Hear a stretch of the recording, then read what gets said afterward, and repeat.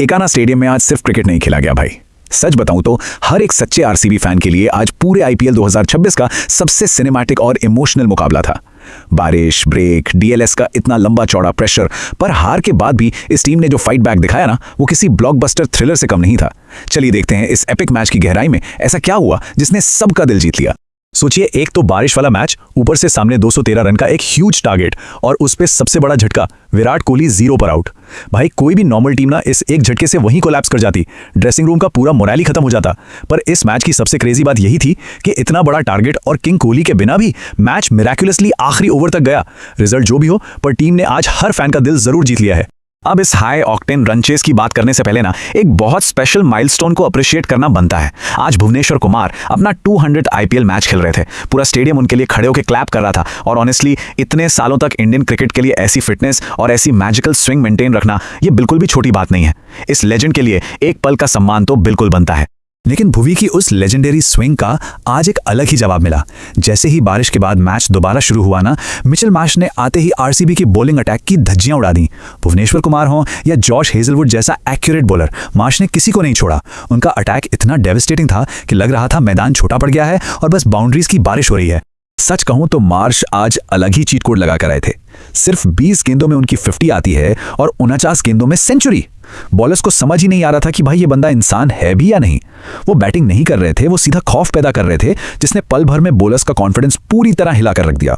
अब इतनी मार खाने के बाद भी कृणाल पांड्या और हेजलवुड ने हिम्मत दिखाई और डेंजरस मार्श का विकेट निकाल लिया। पर असल में प्रॉब्लम तो अब शुरू हुई, क्योंकि क्रीज पर आए ऋषभ पंत और डेथ ओवर्स में उन्होंने जो मैडनेस दिखाई है, उफ। सिर्फ 10 गेंदें खेली, पर उन 10 गेंदों में 32 रन पेल दिए। एक्सप्लोसिव रिवर्स स्वीप्स, बाउंड्रीज, छक्के, वो क्रिकेट थोड़ी था, वो तो प्योर ऋषभ पंत सिनेमा था भाई साहब। तो इस पूरे केओस के बाद डीएलएस मेथड के चलते टारगेट और भी डेंजरस हो गया। अब आरसीबी को 19 ओवर्स में 213 रन चाहिए थे। ये कोई नॉर्मल रन चेज नहीं थी, ये लिटरली एक विशाल पहाड़ चढ़ने जैसा था। और जब भी ऐसा इम्पॉसिबल सा टारगेट सामने आता है ना, सबकी निगाहें सिर्फ एक ही इंसान पर जाती हैं कि विराट है तो चेज हो ही जाएगा। पर असली ड्रामा तो अब शुरू होना था। पारी के पहले ही ओवर में जेकब बेथिल आउट हो गए, और फिर सामने थे किंग कोहली और उनके अगेंस्ट बॉलिंग कर रहे थे young pace sensation Prince Yadav. उस एक पल में सबके दिमाग में एक ही सवाल था कि अगर किंग यहां टिक गए तो मैच बन जाएगा, पर अगर कुछ गड़बड़ हुई तो बिना किंग के इस चेज में टीम सर्वाइव कैसे करेगी। और फिर प्रिंस यादव अपनी डिलीवरी स्ट्राइड में उड़ते हुए आए और एक ऐसी अर्थ शैटरिंग गेंद डाली जिसने सब कुछ बदल दिया। बॉल तेजी से अंदर की तरफ आई, विराट पूरी तरह से बीट हुए और खचाखच भरे हुए स्टेडियम में एकदम पिन ड्रॉप साइलेंस छा गया। जो क्राउड अभी तक इतना शोर मचा रहा था, वो 1 सेकंड में बिल्कुल सुन पड़ गया। ऑफ स्टंप उखड़ गया था। भाई सच बताऊं, ये सिर्फ एक विकेट नहीं था, ये उस लड़के प्रिंस यादव के करियर का सबसे बड़ा, सबसे आइकॉनिक मोमेंट था। इतने भारी प्रेशर सिचुएशन में क्रिकेट के सबसे बड़े आइकॉन को आउट करना एक एड्रेनलिन फ्यूल्ड सपना सच होने जैसा था। सोचकर ही लगता है कि प्रिंस यादव आज एक्साइटमेंट के मारे शायद पूरी रात सो नहीं पाएंगे। लेकिन पिक्चर अभी बाकी थी। सबसे शॉकिंग चीज क्या थी पता है? विराट कोहली के 0 पर आउट होने के बाद किसी भी आम टीम की हिम्मत वहीं टूट जाती, पर इस टीम ने जो एग्रेशन और रेजिलियंस दिखाया ना, उसने सारे फैंस का सीना चौड़ा कर दिया। ये वो नई आरसीबी है जो आसानी से हार मानने वालों में से बिल्कुल नहीं है, बल्कि पलटवार करना जानती है। और इस पूरे काउंटर अटैक को लीड कर रहे थे खुद कप्तान रजत पाटीदार, एक लोन वॉरियर की तरह, बिल्कुल फियरलेस। मयंक यादव की रॉ पेस हो, शामी की डेंजरस स्विंग हो या दिग्वेश की घूमती हुई स्पिन, पाटीदार ने हर एक बॉलर को करारा जवाब दिया। सिर्फ 26 गेंदों में अपनी 50 पूरी की। एक्सट्रीम प्रेशर में एक कप्तान कैसे फ्रंट से लीड करता है, ये उसकी एक मास्टर क्लास थी।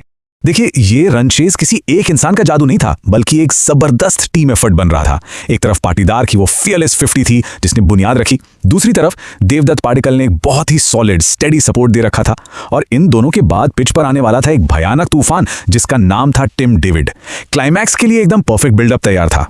जब टिम डेविड क्रीज पर आए ना, तो उन्होंने आते ही मयंक यादव की शेयर पेस को सीधा स्टैंड्स में भेजना शुरू कर दिया। उन मैसिव हिट्स को देखकर हर एक डाई हार्ड फैन के अंदर अचानक से एक उम्मीद की ज्वाला सी भड़क उठी थी कि हाँ भाई, ये मैच अभी हाथ से नहीं निकला है। डेथ ओवर्स में एक एक्सप्लोसिव होप वापस आ चुकी थी।